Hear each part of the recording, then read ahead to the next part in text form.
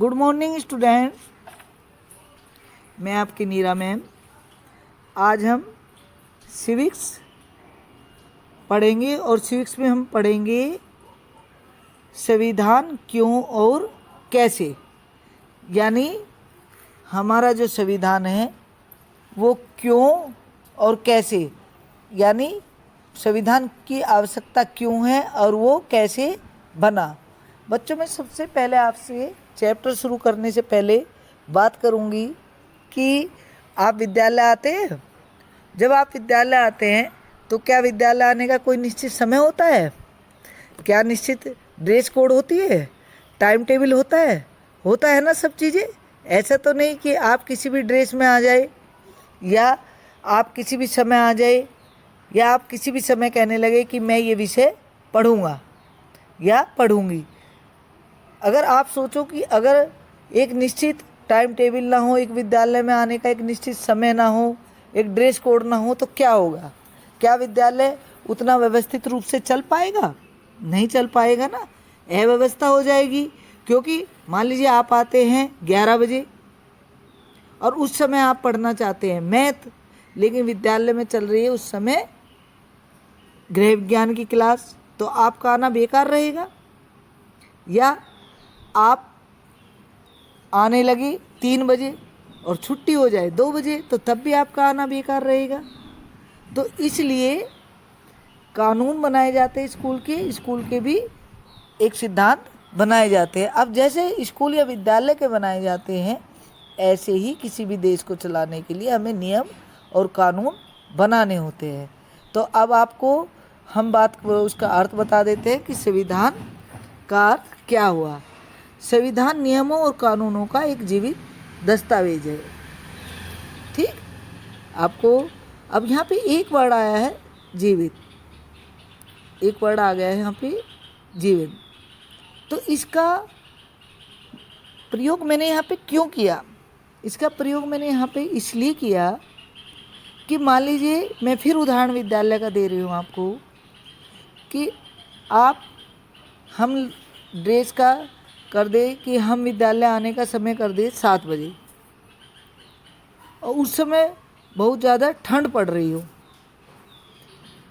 तो ऐसा तो है नहीं कि हम उसी समय पर अडिग रहेंगे। हम क्या करेंगे, आपकी सुविधा के अनुसार समय को चेंज कर देंगे। तो जो चेंज होता है, ये परिवर्तन जो होता है, इसको बोलते हैं जीवित। ऐसा नहीं कि हम लोग उस पर अडिग हो जाएं कि नहीं, ऐसे ही जब हम कोई कानून या नियम बनाते हैं और हमें लगे कि ये जो कानून है ये हमारी जनता के लिए सही नहीं है, तो हम क्या करेंगे, उसमें परिवर्तन कर देंगे या उसमें हम संशोधन कर देंगे। तो इसलिए मैंने यहाँ पर जीवंत शब्द का प्रयोग किया है। हम इसको इस तरह भी कह सकते हैं, जिन नियमों व सिद्धांतों से किसी देश की सत्ता को चलाया जाता है, उन्हीं नियमों व सिद्धांतों के समूह को संविधान कहते हैं। अब आपको मुझे लग रहा है कि संविधान का अर्थ समझ में आ गया होगा। तो अब बात आती है कि संविधान की आवश्यकता क्यों होती है। अभी मैंने आपको बताया कि संविधान की आवश्यकता आप नॉर्मल में बता देंगे कि क्यों होती है, कि एक व्यवस्था बनाने के लिए संविधान की आवश्यकता होती है। किसी भी देश को व्यवस्थित ढंग से चलाने के लिए वहाँ पर संविधान होना अति आवश्यक है। यदि देश में संविधान नहीं होगा तो लोगों को अपने अधिकारों के बारे में पता नहीं होता और ना ही अपनी सीमाओं के बारे में पता होता। जिसकी जैसी मर्जी होती वह वैसा ही करता। क्या करता? कोई ताकतवर होता तो वो गरीब को सताता, चोर को चोरी करने से डर नहीं लगता और जिसका या जो मन करता वो करने लगता। मान लीजिए किसी का घर है और जो ताकतवर आदमी है वो कहने लगता कि नहीं, इस घर में तो मैं ही रहूँगा। तो क्या होता, गरीब तो बेचारा अपने अधिकार जान ही नहीं पाता। लेकिन संविधान होने से क्या है कि हमें पता है कि किसके क्या अधिकार है और किसकी क्या सीमा है। तो संविधान एक ऐसी डोर है, संविधान क्या है, एक ऐसी डोर है जो सबको एक साथ जोड़ती है, जो पूरे देश को एक साथ जोड़ती है और जिसके लिए गरीब और अमीर सब एक समान है और वो उसमें किसी में भी भेदभाव नहीं करता। यानी ऐसा नहीं कि कोई चोरी करे और वो अमीर है तो उसको सज़ा नहीं मिलेगी, उसको भी उसी तरह सज़ा मिलेगी जैसे गरीब को सज़ा मिलती है। ऐसा नहीं कि आप गरीब को कोई सुविधा नहीं देंगे, केवल अमीर को ही सुविधा देंगे, आप गरीबों को भी संविधान के अनुसार सुविधा देंगे। अभी आप देख रहे होंगे कि लॉकडाउन के कारण गरीबों को काफ़ी सुविधाएं दे रही है सरकार, उनके लिए पैकेज कर रही है। आपने देखा कि गरीबों की जो मजदूर हैं उनको क्या अभी एक आर्थिक पैकेज दिया गया। तो ये सब किसके कारण हो रहा है बच्चों? ये सब हो रहा है संविधान, क्योंकि एक हमारे यहाँ संविधान बना था कि सबको एक समान हम लोग देखेंगे और सबको एक समान सुविधा देंगे, सबको एक साथ लेकर चलेंगे। तो आपको संविधान के विषय में पता चल गया कि संविधान का अर्थ क्या है और संविधान क्यों आवश्यक है। अब बात आ गई है बच्चों कि हमने ये तो बात कर ली कि संविधान किसे कहते हैं और संविधान क्यों आवश्यक है। अब बात आती है भाई ये संविधान बना कैसे,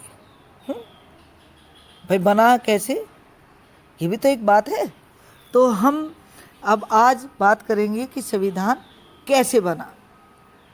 हम भारतीयों के लिए 26 जनवरी, कौन सी 26 जनवरी 1950 का दिन अत्यंत ही महत्वपूर्ण है। क्यों महत्वपूर्ण है भाई ये 26 जनवरी 1950 क्यों महत्वपूर्ण है? क्योंकि इसी दिन स्वतंत्र भारत में स्वयं भारतवासियों के द्वारा निर्मित संविधान लागू हुआ था। यानी ये दिन इसलिए महत्वपूर्ण है क्योंकि इस दिन कौन सा संविधान लागू हुआ था? वो संविधान लागू हुआ था जो भारतवासियों ने ही बनाया था। यानी उसमें वो नियम कायदे कानून लिखे हुए थे जो हमने बनाए थे। तो क्वेश्चन आ जाता है कि भारतीय संविधान कब लागू हुआ था? तो आप बता देंगे कब हुआ था? 26 जनवरी 1950। कब हुआ था? 26 जनवरी 1950। अब कैसे कैसे बना, क्या क्या प्रक्रिया हुई, इसके विषय में हम चर्चा करते हैं। भारत के स्वतंत्र होने से पूर्व भारतीय नेताओं ने सन 1939 में अंग्रेजों से संविधान सभा के द्वारा संविधान के निर्माण की बात की थी। यानी कौन से साल में की थी, कौन से ईयर में की थी? 1939 में अंग्रेजों से, जो हमारे भारतीय नेता थे जो आज़ादी की लड़ाई लड़ रहे थे, उन्होंने बात की थी कि एक हमारी संविधान सभा गठित कर दी जाए जिसके तहत हम अपना संविधान बना लें।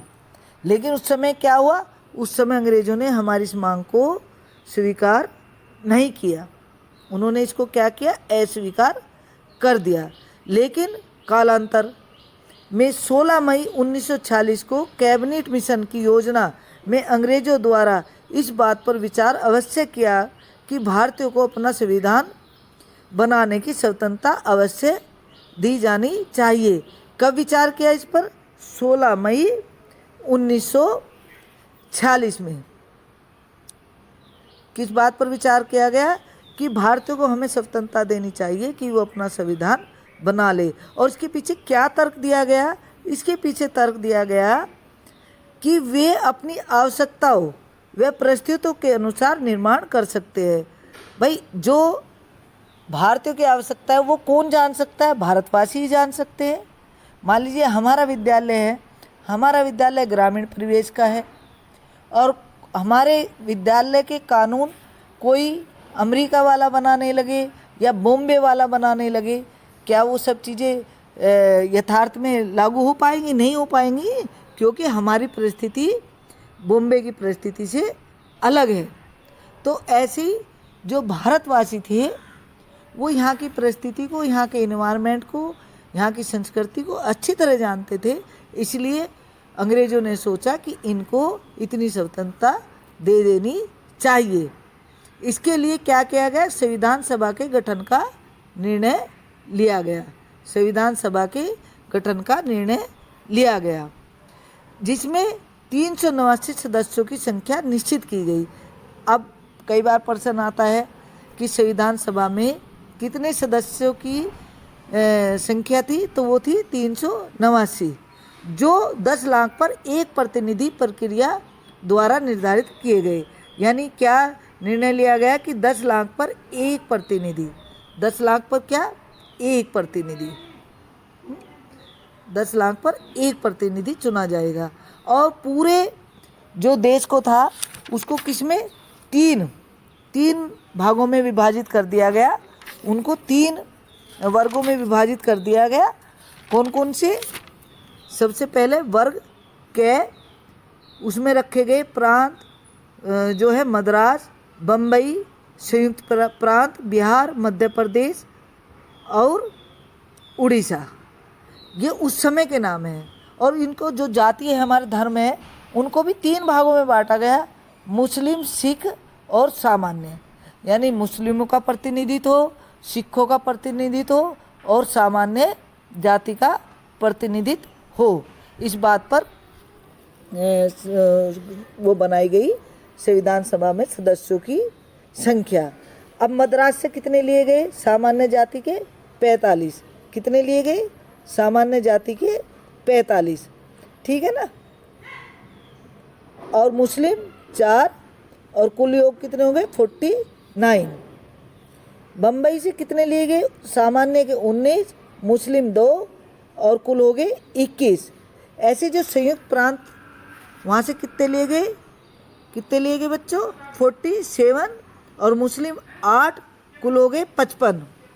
बिहार से 31, बिहार से कितने 31 और मुस्लिम 5 और कुल हो गए 36। मध्य प्रांत से कितने 16, मुस्लिम 1 हो गए कुल 17, ठीक है। और उड़ीसा से कितने लिए गए 9, और क्योंकि वहाँ पर मुस्लिम नहीं थे तो वहाँ से मुस्लिम 1 भी नहीं लिया गया, वहाँ के कुल कितने हो गए 9। फिर वर्ग ख बनाया गया, जिसमें पश्चिमोत्तर प्रांत, उसमें सामान्य, सबसे पश्चिमोत्तर प्रांत जिसमें सामान्य जाति के 0 और मुस्लिम 3 और सिख 0 हो गए कुल 3। पंजाब से क्या, सामान्य 8 और सिख 4 और मुस्लिम 16, यानी 28 लोग कहाँ से लिए गए, पंजाब से। सिंध से कितने, सिंध से सामान्य 1, सामान्य कितना 1, मुस्लिम 3 और सिख कोई नहीं। यानी सिख केवल कहाँ से लिए गए थे बच्चों, आप ये ध्यान रखिए, सिख लिए गए थे केवल पंजाब से।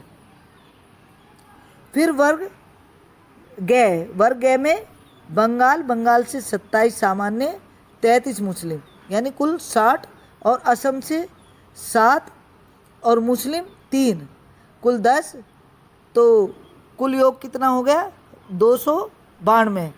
और देशी जो रियासतें थी उनका प्रतिनिधित्व कितना था 93, और चीफ कमिश्नर जो प्रांत था उसके थे 4, तो इस तरह हो गए 389। अब आपको पता चल गया कि जो उसके प्रतिनिधि चुने गए थे वो कितने पर चुने गए थे, 10 लाख पर 1। और कौन कौन सी जातियों में हमें बांटा गया था, सिख, मुस्लिम और सबको माना गया था सामान्य। तो अब आप इसमें से क्या हुआ, जब देश विभाजित हुआ तो उसमें से उनकी संख्या कितनी रह गई थी 324, कितनी रह गई, क्योंकि जब पाकिस्तान अलग हो गया तो संविधान सभा के सदस्यों की संख्या रह गई 324। इसमें से 235 स्थान प्रांतों के व 235 स्थान प्रांतों के व 89 देशी रियासतों के थे। कितने थे 89। इन्हीं सदस्यों को संविधान निर्माण का कार्य सौंपा गया। तो संविधान सभा का जो निर्माण का कार्य किनको सौंपा गया, 324 सदस्यों को सौंपा गया। संविधान सभा की प्रथम जो अधिवेशन था, प्रथम अधिवेशन वो कब बुलाया गया था, 9 दिसंबर 1946। कभी पूछा जाए कि संविधान सभा का प्रथम जो अधिवेशन था वो कब बुलाया गया था, 9 दिसंबर 1946 को बुलाया गया था। और इसकी जो अध्यक्षता थी वो सच्चिदानंद सिन्हा जी ने की थी, और वो ये अस्थायी अध्यक्ष थे। यानी अस्थायी अध्यक्ष डॉक्टर सच्चिदानंद सिन्हा जी की अध्यक्षता में 9 दिसंबर 1946 को संविधान सभा का प्रथम अधिवेशन बुलाया गया।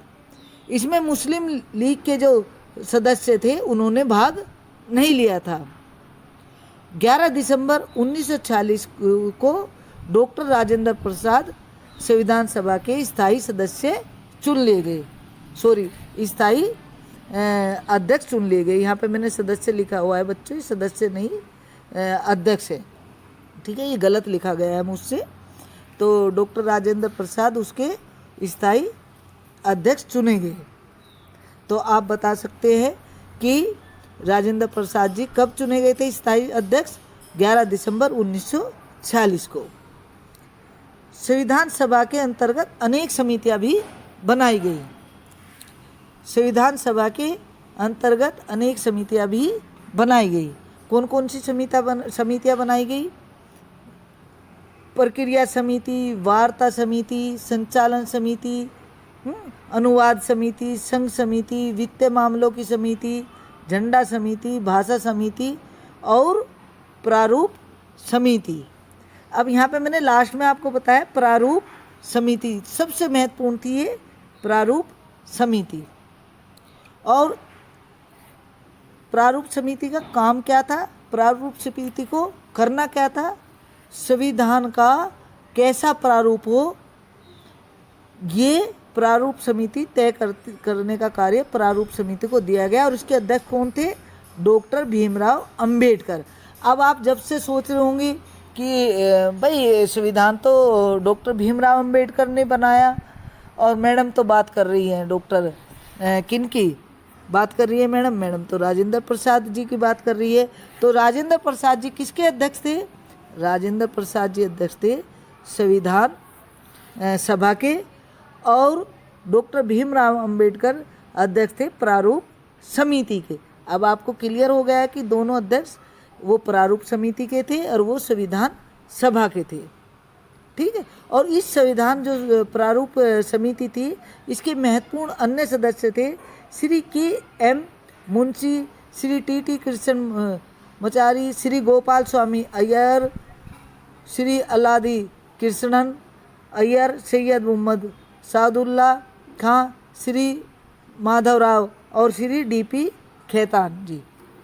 तो आपको अब ये समझ में आ गया कि हमारी जो संविधान सभा थी उसमें कितने सदस्य थे, उसके अध्यक्ष कौन थे, और कितनी समितियां बनी, और प्रारूप समिति के अध्यक्ष कौन थे, और प्रारूप समिति के सदस्य कौन कौन थे। संविधान के प्रारूप को तैयार करने में 2 वर्ष 11 माह और 18 दिन लगे। कितने दिन लगे बच्चों? 2 वर्ष 11 माह और 18 दिन। ये क्वेश्चन आ जाता है कि संविधान के प्रारूप को तैयार करने में कितना समय लगा, और इससे पूर्व इस पर 114 दिन विचार विमर्श किया गया। ऐसा नहीं कि उठा के संविधान बना दिया गया, इस पर बाकायदा 114 दिन विचार विमर्श। अगर हम यहाँ कहें कि इस पर बहस हुई तो बहस शब्द सही नहीं है।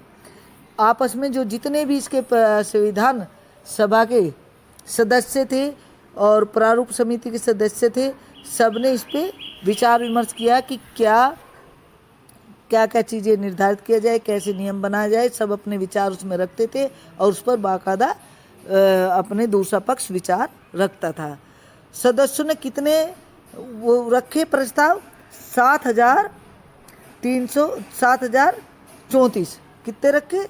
7,034 संशोधन प्रस्ताव प्रस्तुत किए, जिसमें से 2,474 संशोधन पर विचार किया गया। तो आपको पता चल गया कितने 7,034 संशोधन प्रस्ताव प्रस्तुत किए गए, और उनमें से विचार किस पर किया गया? 2,474 पर विचार किया गया। और संविधान के निर्माण पर 64 लाख रुपए का व्यय हुआ। देखिए, आपको अब तक नहीं पता होगा ना कितने रुपए वो खर्च हुए। 64 लाख रुपए उस पर खर्च हुए थे। और साथ ही मैं बच्चों बता दूं कि इसे लिखने में 6 माह का समय लगा था। ये चीज़ मैंने अभी यहाँ नहीं लिखी हुई है, लेकिन आप मेरी बात को क्योंकि सुनते भी रहेंगे, तो यहाँ इसको लिखने में 6 माह का समय लगा था।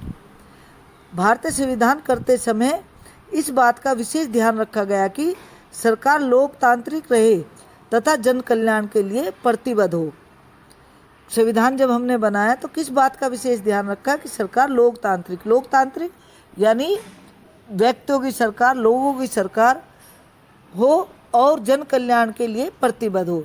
यानी वो उनका सबसे पहला कार्य क्या हो कि जन कल्याण का कार्य हो। जैसे अभी आप देख रहे हो सरकार प्रतिबद्ध है, संविधान के कारण ही तो प्रतिबद्ध है कि लोगों का अगर रोजगार लॉकडाउन या महामारी के कारण हो गया तो सरकार जन कल्याण के लिए क्या कर रही है, अनेक योजनाएं कर रही है, लोगों को अनाज भी उपलब्ध करा रही है और उनको उनके घरों तक भी पहुंचाने का काम कर रही है और सस्ते पर ऋण भी दे रही है। ये सब किस कारण हो रहा है? ये सब कारण हमारे संविधान की उस मूल भावना के कारण हो रहा है जिसमें कहा गया है कि जन कल्याण के लिए सरकार प्रतिबद्ध होगी। तथा विधायिका, कार्यपालिका और न्यायपालिका, मैंने पहली वीडियो में भी आपको बताया था कि 3 जो होती है, विधायिका यानी जहाँ पर बैठकर हम कानून बनाते हैं, कार्यपालिका जो इन कानून को लागू करती है, और न्यायपालिका जहाँ पर हमें जाकर न्याय मिलता है। यानी अगर हमारे साथ कोई अन्याय हो रहा है तो वहाँ पर जाकर हम अपनी बात रख सकते हैं और प्रत्येक भारत के नागरिक को अपनी बात को कहने का अधिकार है। तो इन जो तीनों विधायिका, कार्यपालिका और न्यायपालिका, इनके बीच समुचित संतुलन भी रहे, इस बात का भी विशेष ध्यान रखा गया। ये नहीं एक विधायक है तो हमें ही पूरी पावर है। आपने देखा होगा कि कई बार जो विधायक होते हैं, जो सांसद होते हैं, उनको भी कोर्ट में जाकर सज़ा सुना दी जाती है, उनके विरुद्ध भी एक आम आदमी जाकर कोर्ट में रिट डाल देता है। तो ये सब किस कारण है? ये सब हमारे उस संविधान की मूल भावना के कारण है। अब बच्चों बात है कि संविधान हमने कहाँ से बनाया, किस किस की सहायता ली। जैसे मैंने आपको पढ़ाने के लिए क्या 2-3 किताबों को पढ़ा। आपको जैसे मैं पहले भी बता चुकी हूँ कि सोचो ये जो सिविक्स है मेरा सब्जेक्ट नहीं है, लेकिन क्योंकि मैं संकल्प में वचनबद्ध हूँ, मैं आपके साथ एक प्रतिबद्ध हूँ विद्यालय के प्रधानाचार्य होने के कारण कि आपकी पढ़ाई सुचारू रूप से चलेगी। ये भी एक संविधान, विद्यालय का संविधान है, उसी के नियम के तहत मैं प्रतिबद्ध हूँ कि प्रत्येक बच्चे को शिक्षा मिलेगी। अब टीचर नहीं है तो इसका मतलब मैं ये तो नहीं कह रही आपको कि नहीं पढ़ाई होगी, मैं पढ़कर आपको पढ़ा रही हूँ। तो मैं कई किताबों से पढ़ के, कई जगह से पढ़ के जो अच्छा मुझे लगा शॉर्ट में आपको बता सकूँ वो मैंने लिखा। तो मैंने कई स्रोतों से इस चैप्टर को तैयार किया। तो ऐसे ही जब हमने संविधान को तैयार किया तो हमने किस किस के संविधान की सहायता ली? ब्रिटेन की, कनाडा की, अमेरिका की, पूर्व सोवियत संघ की, आयरलैंड की, जापान की, ऑस्ट्रेलिया की, दक्षिण अफ्रीका, फ्रांस, जर्मनी व भारत सरकार अधिनियम 1935। ये देखिए हमने कितनी मेहनत से अपना संविधान तैयार किया। तो क्यों ना हमारा संविधान अच्छा होगा। और बच्चों मैं ये भी बताती हुई चलूँ आपको कि हमारा संविधान लिखित संविधान है। जैसे ब्रिटेन का संविधान लिखित संविधान नहीं है, हमारा संविधान लिखित संविधान है। और हमारा संविधान विश्व का सबसे बड़ा लिखित दस्तावेज संविधान है। तो आप ये देखिए कितनी मेहनत से लोगों ने, हमारे जो नेता थे, हमारे जो वो थे, वो संविधान के निर्माण करता, उन्होंने कितनी मेहनत से कि उन्होंने ऐसा नहीं कि इतने सारे देशों की सहायता से, के संविधान की सहायता से अपना संविधान तैयार किया। यानी उनकी जो अच्छाइयाँ थी वो हमने ली। और प्रारूप समिति की 141 बैठकें आयोजित की गई। प्रारूप समिति कितनी बैठकें आयोजित की गई बच्चों? 141। और कब तैयार हो गया? 26 नवंबर 1949 को स्वतंत्र भारत का संविधान उचित संशोधनों के साथ अंतिम रूप से पारित हो गया। और उसी दिन इस पर संविधान सभा के अध्यक्ष के हस्ताक्षर भी हो गए। जो मैंने अभी बताया कि वहाँ पर मुझसे पहले जो स्थायी सदस्य लिखा गया था वो क्या है, स्थायी अध्यक्ष। उनके सिग्नेचर भी इस पर हो गए। तो पूछा जाए कि संविधान सभा के जो अध्यक्ष थे उनके हस्ताक्षर कब हुए, तो उनके हस्ताक्षर 26 नवंबर 1949 को हमारे संविधान पर हस्ताक्षर किए गए। तो अब जो मैंने इतना आपको पढ़ाया है उसमें से छोटे छोटे इतने सारे क्वेश्चन बन जाते हैं कि संविधान का अर्थ क्या है, संविधान सभा के अध्यक्ष कौन थे, प्रारूप समिति के अध्यक्ष कौन थे। अब ये गलती बार बार बच्चे कर जाते हैं कि संविधान सभा अलग थी और प्रारूप समिति अलग थी, और संविधान को तैयार करने में कितना समय लगा, संविधान के निर्माण करते समय किस किस बात का ध्यान रखा गया, संविधान सभा में कुल कितने सदस्य थे, भारत के विभाजन के समय संविधान सभा के सदस्यों की संख्या कितनी रह गई, संविधान के भिन्न भिन्न विषयों पर विचार करने के लिए कितनी समितियों का गठन किया गया। ऐसे बहुत सारे आप देखेंगे छोटे छोटे क्वेश्चन बन जाएंगे। और इसका जो शेष भाग है वो मैं अगली वीडियो में बच्चों पढ़ाऊंगी, और आपको जो समझ में न आए आप निसंकोच, कोई संकोच की बात नहीं है, आप कमेंट बॉक्स में या व्हाट्सएप पे मुझसे पूछ सकते हैं। ठीक है बच्चों, तो मिलते हैं अगली वीडियो में। आप इसको ध्यान से देखिए और एंजॉय कीजिए, और देखिए हमारा संविधान कितना अच्छा संविधान है। बाय बच्चों।